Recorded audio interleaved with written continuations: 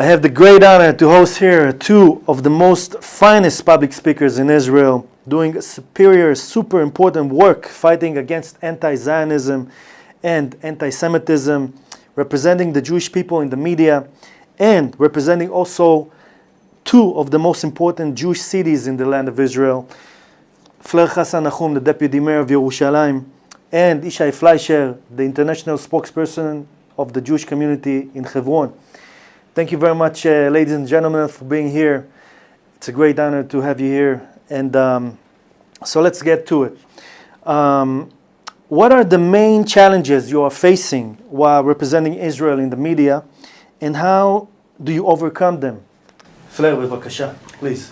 So wonderful to be here on your show and with my friend and colleague here, Yishai. So I think the main problem that we have in the media is the misinformation and the fake news.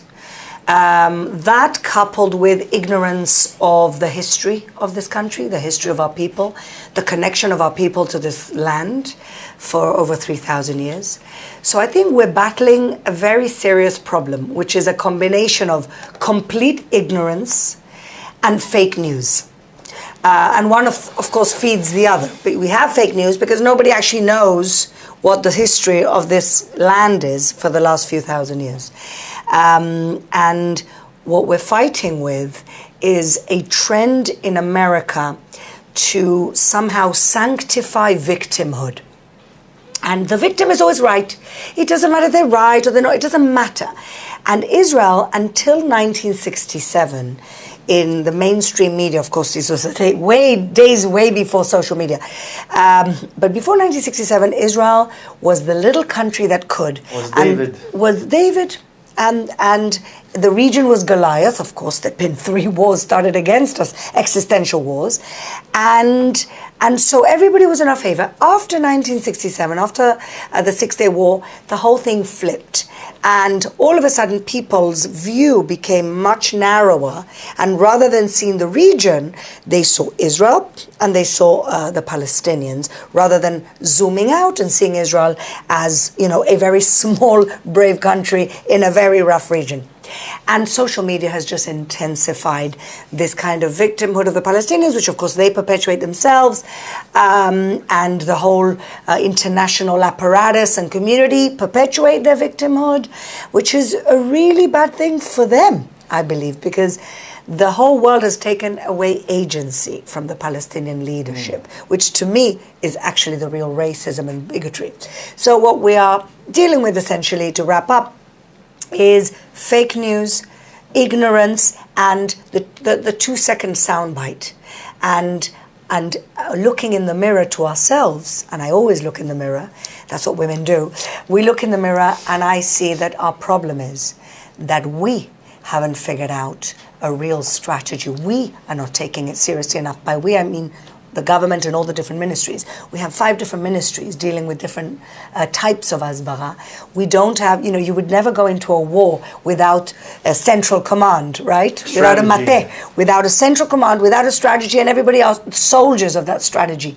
When it comes to public diplomacy, when it comes to fighting the public battle in the press, in the social media, we do not have strategy, and then it's left to people like Yishai and myself doing the best that we can with lots of other wonderful people, fighting a very kind of defensive battle instead of coming up with an offensive strategy.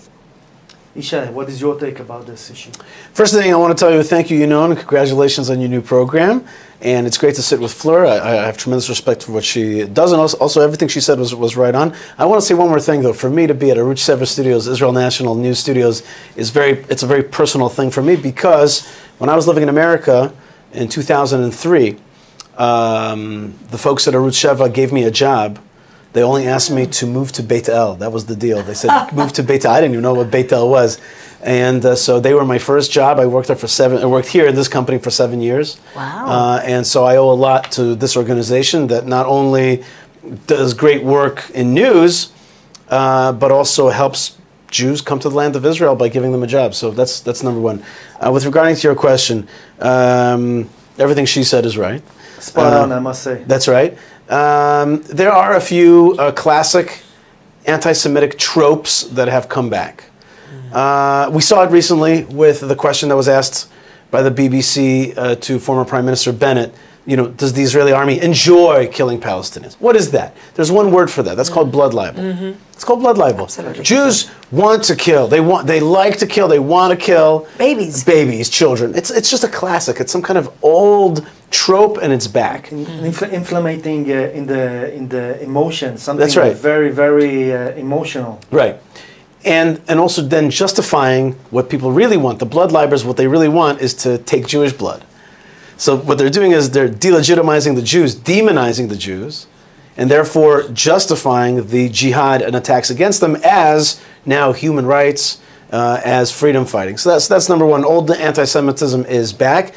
And on my Twitter, you could see it every single day. I mean, hardcore. If a soldier dies, he was a settler, he's an Israeli colonizer, he deserved it. That's day in, day out. So old anti-Semitism is back. It's back and it's strong. That's number one. Number two is that certain lies have now become staples.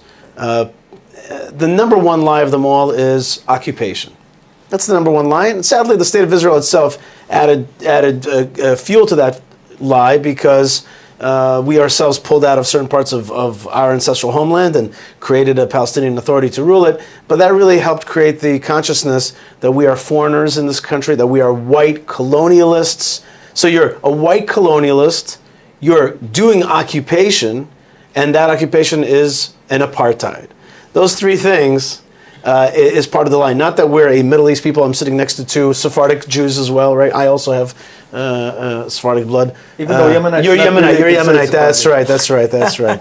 I'm just saying the fact that we're Middle East people. That's the bottom line. True. Has been erased. Now that we're occupying Judea, as I think I wrote on Twitter just yesterday. Somebody said to me, I said to him, Judaism in Judea. And they said, you can't do Kahanism in Palestine. And I said, there you go. It's either Jewish nationalism in Judea or Palestinian nationalism in Palestine. Which was it? And that's the narrative war that's out there. So the occupation narrative is very strong today. It's the number. Everything feeds off of that. You're a white colonialist foreigner, you're in occupation, you're doing apartheid. And that's being fed by what Fleur also mentioned, which is the social media, which we have different names for, including Jihad's Bara or Intifada, and we have all these terms for it. So those are some of the things that are out there. And I'll say one more thing, which is we have another phenomenon which is very problematic, and it's not easy to overcome today. Modernity has also killed the Bible. Okay? If you went to Harvard 200 years ago, you studied the Bible.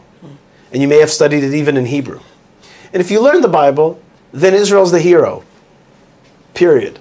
Okay?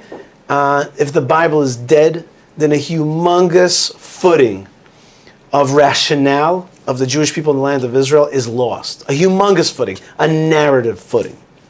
If a lot of people read the Bible, for a lot of people, Israel makes sense. If nobody's reading the Bible, it makes a lot less sense. And so you have a generation now that's very post-Holocaust, post-Six-Day War, post-Bible, and they really don't have exactly what to latch onto in a narrative sense in order to support Israel. And they're losing the roots. And they also to use the roots to legitimize our being here, which is coming from that roots. And if we cannot have the source, how can we justify our presence? That's right. And if Israel doesn't speak in the language of historical justice, of indigeneity, of the Bible, if it doesn't feel comfortable, and it keeps on using terminology like Jewish and democratic, which is a fine term, but it really does not talk about the essence of our historical connection, our indigenous connection to this land. And then also when we don't act like indigenous folks, and we act like colonialist white interlopers that are foreign to this land, then that also feeds the narrative. And then we lack clarity and narrative footing, and then people outside of the land are they have an easier time connecting to a more familiar thing, which is fighting white colonialism. 100%. I mean, look what we do when every foreign president or prime minister comes to Israel.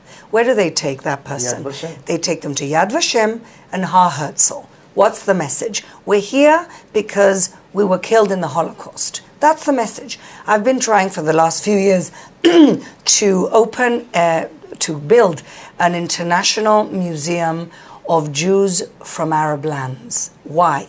Because that story has been lost, and you and I know that. The story of the fact that Jews have been around here for thousands and thousands of years, Iraq, Syria, Jordan, Yemen, how they even got to Africa is through Yemen. There's so many wonderful stories of us in this land for 3,000 years, but that's not the message that even our own leaders bring out to the world. So what do you expect when we don't have that message? Well, how do you expect people to actually receive that message? Nobody's actually talking about it. Nobody emphasized that. Well, we don't have it in our national institutions. Why don't we have an international museum in Jerusalem about the Sephardi story? Right. Why? So that's one museum. I was in Washington, D.C., and I went and visited Museum of the Bible on the Mall in Washington, D.C. This is a $1 billion building. Okay? And you come out of there just having experienced the Bible and having been impressed by the Bible and actually falling in love with the Bible, with the Tanakh.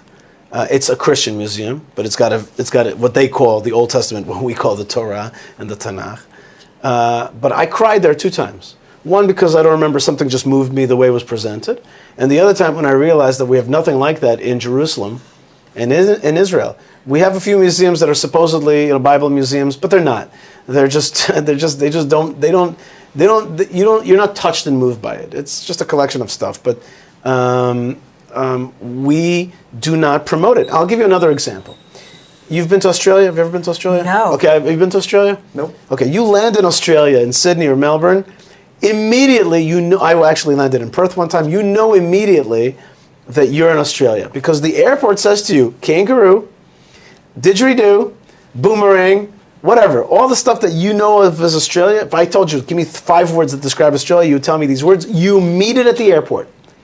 Okay, you get to Texas, you land in Texas, you're like, oh, I'm in Texas. There's hats, there's lassos, there's boots, there's the whole thing. You're like, okay, I'm in Texas. When you land, I just recently landed in nice, great places like Cleveland and New Jersey.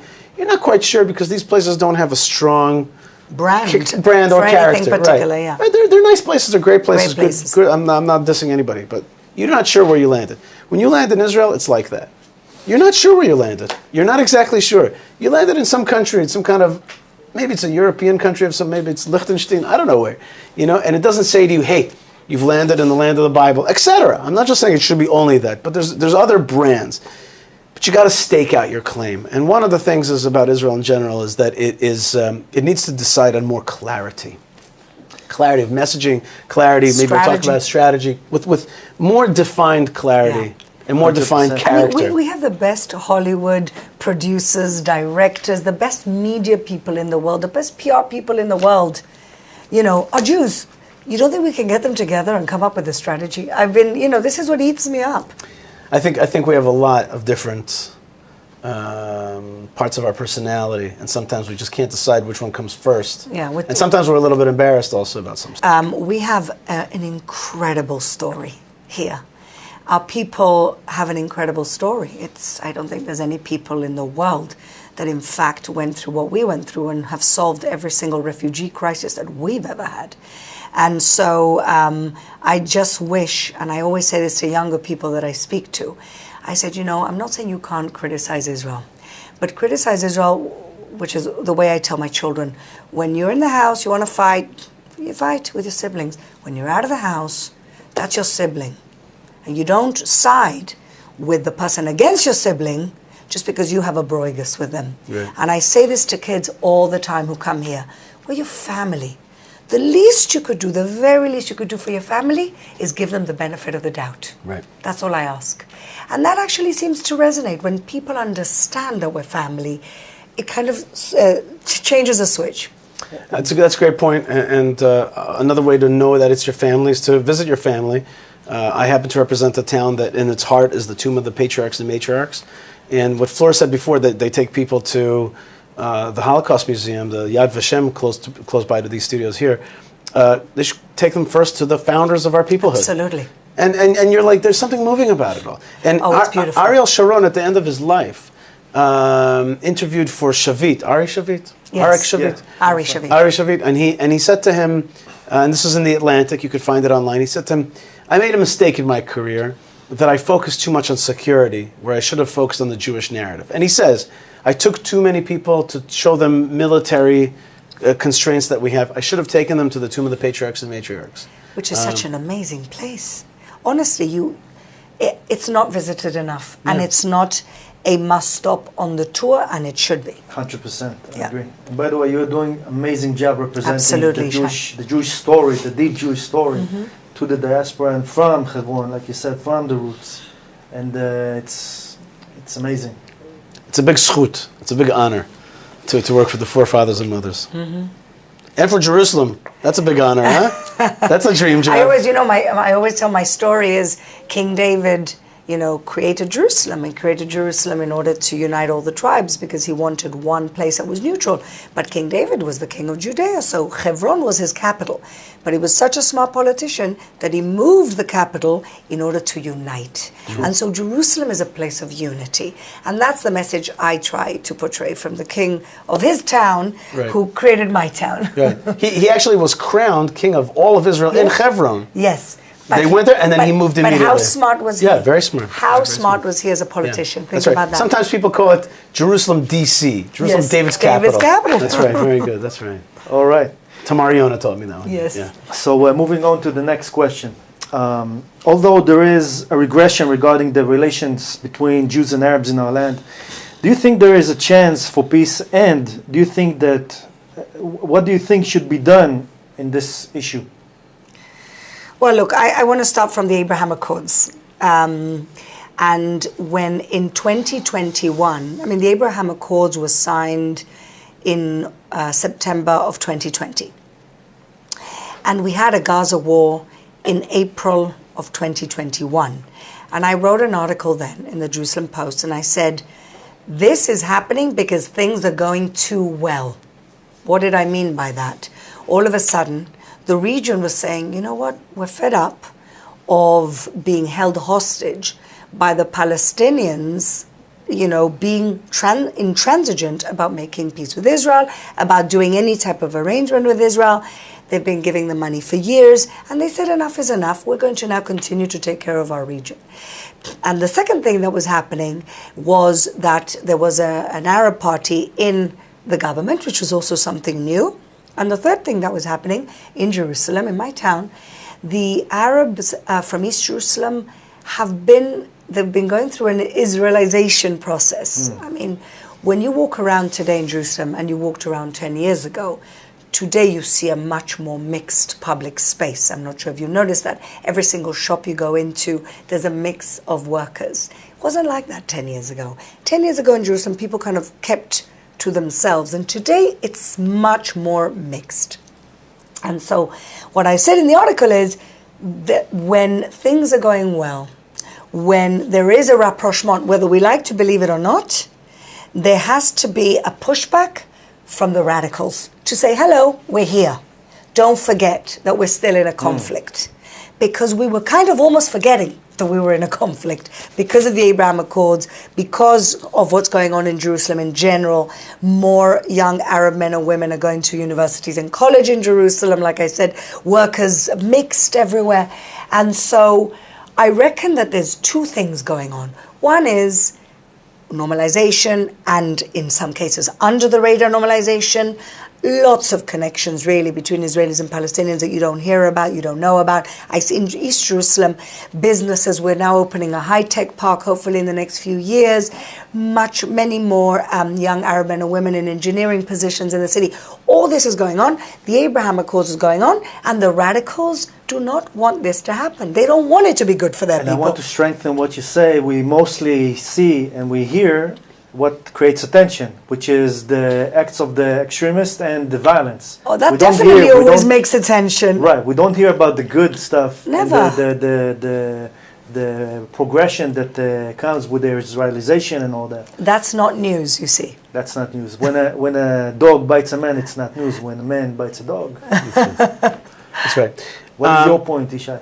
First thing is, there's not the word peace is a problematic word. I don't like that word because it's been hijacked. I like to say peace is a four-letter word. It's a joke.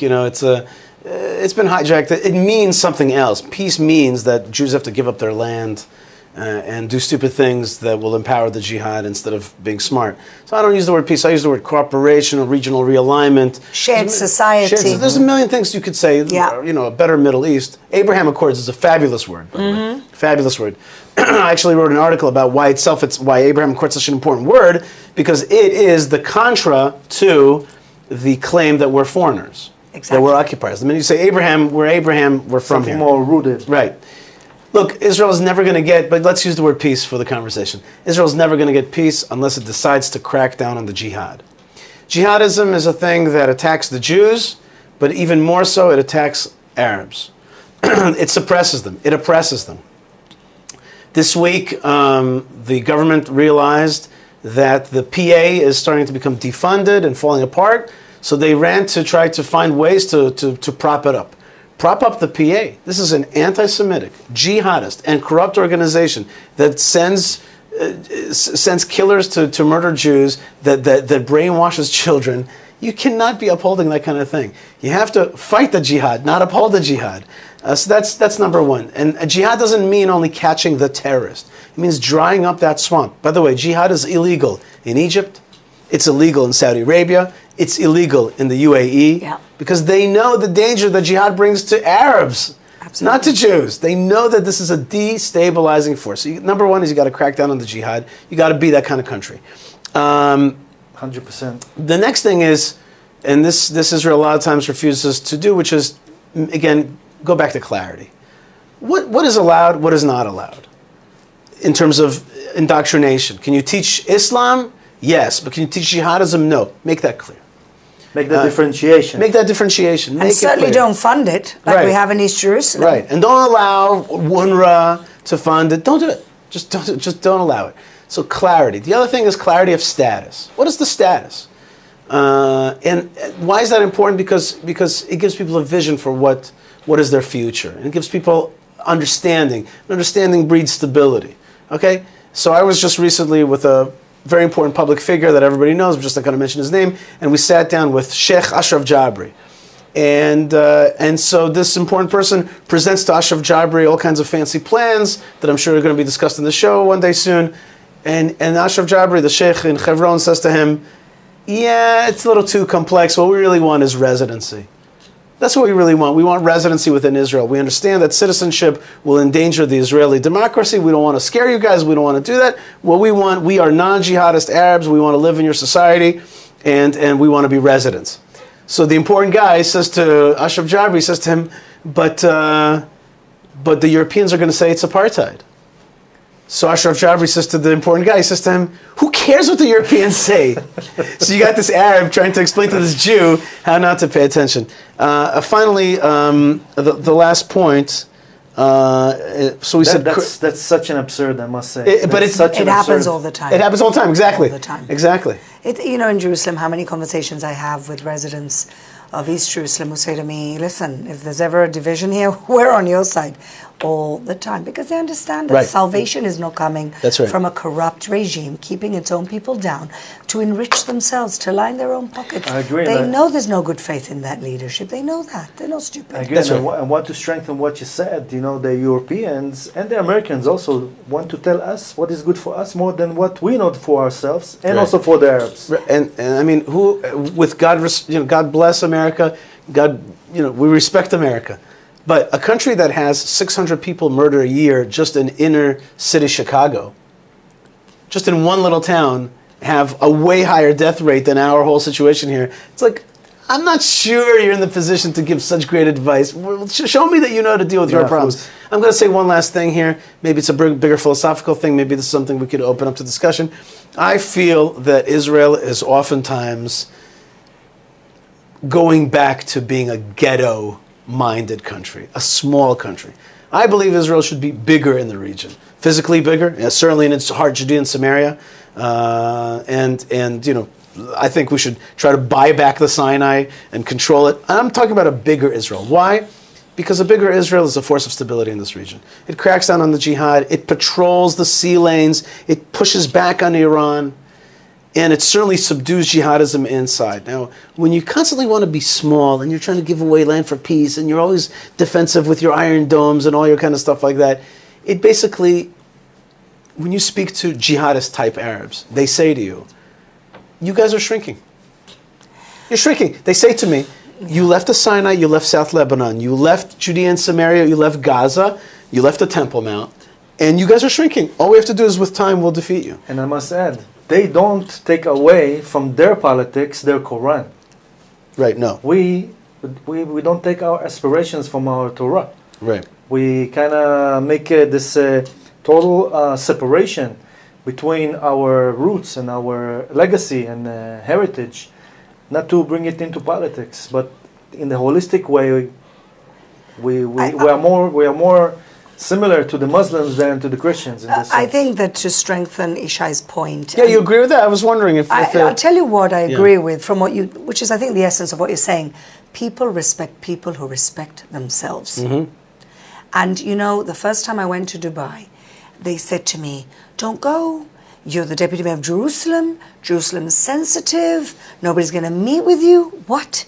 They rolled out the red carpet because I go with my head held high that I'm representing the most special city in the planet. And a strong country. And a strong country. Yeah. And people respond to that. A strong and I think military, strong in my economy. own Sephardi upbringing. And represented it with strength, yeah. not with apology. No apology. Absolutely. Look what we've built. And we're here and we have always outstretched our hands, our arms to peace. I can say that with faith and pride. Whoever doesn't want peace with us, their choice. We have always outstretched our hand in peace, and the result is that Egypt and Jordan and now the Gulf countries, and hopefully, please God, more Gulf countries, and we tried with the Palestinians. People, again, forget that we've tried 3 times, 4 times. But before peace, though, the UAE also respects us because we're a strong military, always. Strong economy. Always. That's what it's first based on. It's Jabotinsky's philosophy of That's the right. Iron Wall. Right. You build yourself strong. And it's Bibi's philosophy in a lot of ways. You, as people, don't make peace with the weak. That's right. They make peace with the strong. And I must say also that when you speak in the media, in the public media, Al Jazeera, and you speak with strength, that's 100 times better than someone that tried to apologize that we didn't mean to use violence when we are being attacked. Oh, you cannot be. First of all, we've got nothing to apologize for. We're a wonderful country. We built it with one hand whilst we were fighting people who wanted to destroy us with the other. Nobody in history has done what we've managed to do. So only pride. Are we Baruch perfect? Hashem. Baruch Hashem. Yeah. Thanks to God. Are we perfect? Nobody's perfect. Could we do things better? Absolutely. Yishai and I could give you plans of making things better. But ultimately, we have to be very proud of who we are as a people and as a country and as a modern country and as a modern economy. And if you go out there with that outlook, people respect you more, especially the Arab world. Right. For sure. And they need a light around here. And we are their Semitic brothers. And we have a good country going here. And we have now a Semitic alliance. So in order to get that Semitic alliance to keep going, you have to subdue the jihad. Find people who are Abrahamic. And by the way, just a little thing about the Abraham Accords. I was thinking we should stop saying the Middle East. Let's call it the Abrahamic region. Yes, but a lot of people can say that they're Abrahamic region. No, the Abrahamic region is the region that was promised by God. True, yeah. That's a great idea. One minute before we go to the next question, I just also want to add to what you said, is that we must make a strategy to differentiate between Islam and anti-Zionist Islam. Right. I think that or jihadism. Or jihadism. Yeah. I use that word jihadism a lot, and I try to teach it to people. We don't have a war with the Arabs, and certainly not with the Muslims. Exactly. And it's a big mistake to put them together. By the way, here in Israel, there are so many Israeli Arabs / Palestinians that don't want Palestinianism or jihadism or anti-Israelism. They see Israel as staying here. By the way, some of them see it religiously that way. They also believe that the Quran says that the Jewish people will be back. There's different varieties, but the point is that we should bring them in and push the bad guys out. And for that, we need to be stronger, and we need to radiate it from inside out. Clarity and strength. Clarity and strength. 100%. All right. Let's move on to the last question. But before we do that, you want to say something about the Christians, right? or to make a... No, I was just going to say that to Yishai's point earlier about the fact and your point that we're disconnected from the Bible. The people who are very connected to the Bible today in the Western world and other countries are the evangelical Christians. And when we see the support that we get from the evangelical Christian community politically and in other ways, it's because they're very connected to the Bible. And I'm very sad to see some elements of Israeli society disrespecting or harassing Christians in the old city or outside. You know, if there's a small problem of Christians trying to missionize, it's not the majority of Christians, and I feel that there's a lot of ignorance around Christians. And as somebody who receives many Christian groups, as do you, we see their support is so important. And if you're going to point to any one element why the embassy, the American embassy, moved from Tel Aviv to Jerusalem, is because of Mike Pence and Pastor Hagee and all the Christian lobby behind that move. That was 18 years in the making, but it took Pence to get Trump to do it. And so I call on our Jewish brothers and sisters to always err on the side of respecting other people rather than assuming that everybody wants to kill us, convert us, or whatever it is. I understand that there's paranoia because we've had history, but ultimately today we're a strong country, and the majority of Christians, certainly the ones that I know and I work with, want to just simply support us. Well, to that point, I will agree and disagree. I will 100% agree that first thing, there should be law in the streets, and people should not be spat on or attacked. That's not, whoever they are. There should be law in the streets. That's number one. Number two is that there are indeed lovers of the Bible throughout the world who love Israel because of the stories of the Bible. And the Balfour Declaration and the San Remo Accords and the Mandate for Palestine all came through lovers of the Bible. At the same time, the Christian world is very big. Parts of the Christian world are anti-Semitic. The Eastern Orthodox Church, there's a lot of anti-Semitism. In the Catholic Church, a lot of anti-Semitism. There's a lot of anti-Semitism in Jerusalem that is fueled and supported by various churches. And again, it comes back to clarity. Anti-missionary laws are laws in the books in Israel, but they are sometimes not enforced. Enforce them, and people will know that they and their children are safe from missionary work. You won't see as much illegal harassment. I'm not sure that that'll stop the harassment. You see more. Let me give another example. If you cut out the funding that goes through some churches to some of the most anti-Israel groups in the country, that'll also give people a sense that they're not under attack. I'm saying like this. I'm saying I'm in agreement with you 100% in terms of law and order and behavior. I agree with you that there's lots of Bible lovers throughout the world that are part of our story. And it's not that they give us support. That's our mission in life, is to send the story of the Bible and of the love of Abraham and the way towards God. That's part of our mission. And the support is welcomed. Of course, you're right about the Jerusalem embassy. But at the same time, Israel's got to crack down against elements that use the veil of religion to actually sneak in anti-Semitism. Last question. What do the Jews in the diaspora need to know about what's happening right now in Israel? And what is your message to them? Well, look, I think a lot of people are confused when they look at Israel. And seeing the protests and seeing the very, interesting and intense internal argument that we're having. I think that part of our problem, and when I say our problem, I mean, the right-leaning people in this country have not done a good enough job of explaining to the world why it is that we need some judicial reforms. What is it that we're trying to fix, and why is it actually about more democracy and not less democracy? And I think that's on us. I think the only people speaking to the diaspora have been the people on the left and the opposition, who are, of course, using this cynically politically, because most of the people in the opposition spoke about judicial reforms for many, many years. So everybody's politicizing their stance. But what I want the diaspora to take is this. How many countries can have such an intense internal debate with really not a lot of violence, with no looting, Baruch with Hashem. no... But Baruch Hashem, Not yet, Baruch but it Hashem. says something about our people, our right to protest, and how it is that we actually do things here. And I think that's something, I agree with the president, and even Netanyahu said it, I think that's something to be proud of, that we have a very lively, dynamic democracy. The Jewish people, it's not like we have a history of not disagreeing. We've always disagreed. We've always had internal arguments, but we have to be very careful. Like in the times of the Romans, when Jewish people went out and said to the Romans, come in and destroy this guy because I can't stand him.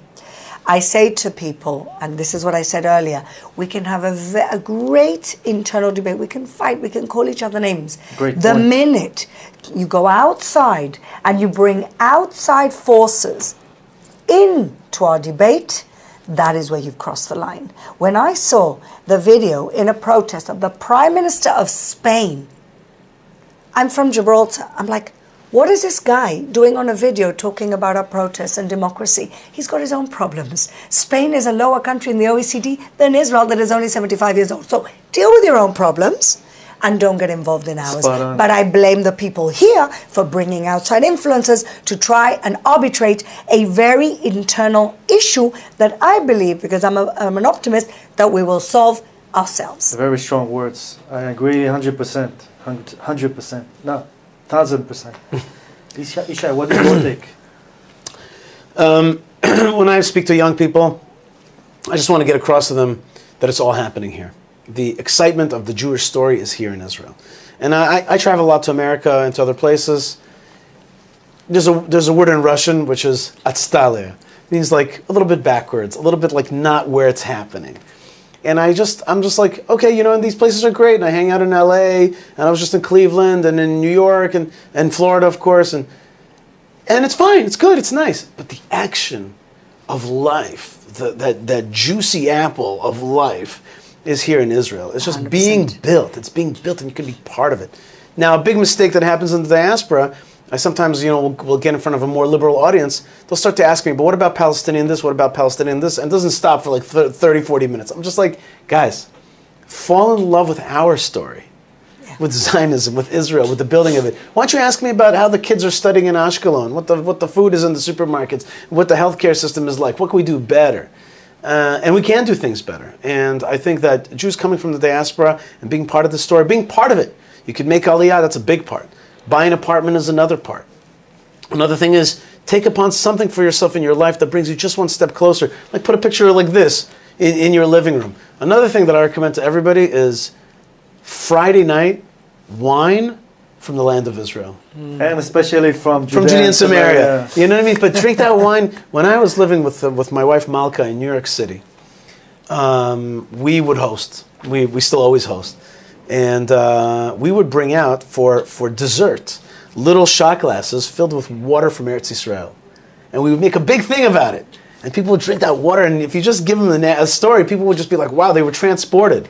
It's so true. Yeah. There's a gin and vodka Yes. distillery in Jerusalem, and they use the air. They use, part of their thing is that they're using air and water from watergen, which is taking the air from Israel and turning it into That's water, right. and they use it as part of their narrative, and they're That's doing right. very well. That's right. So the action is here. Two more little things. Don't believe the hype, because there are professionals trying to hype up the anti-Israel narrative. Don't be a victim, and don't be a victim of terror. How are you a victim of terror? The minute you say to yourself, "Ooh, I was going to go to Israel this summer, but there's like a conflict. I don't know if I should go." You have been terrorized. Terrorism, here's the definition. Terrorism is the broadcasting of fear. If you've been made afraid, you've been terrorized by terrorists. Don't give it to them. Do not give it to them. Overcome. Do not give them that little thing. Get on that flight. Get on that El Al flight or the other airlines.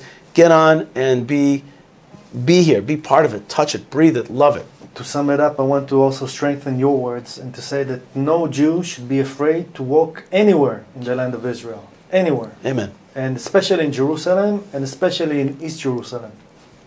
And Hebron. And the good land, the land that God has given us, Absolutely. the land that we are so blessed to be back in. Chabra, it was such an honor to host both of you. Thank you for having us. That's all for now. It's again was a great pleasure to have you here. Keep fighting the good fight for Israel, and may you have a lot of success with everything that you do for Am Yisrael. Please follow Fleur Nahoum and Yishai Fleisher on social media, and please follow also the Home JLM on social media, YouTube, Facebook, Instagram especially. Bezrat Hashem, na'aseh v'natzliach.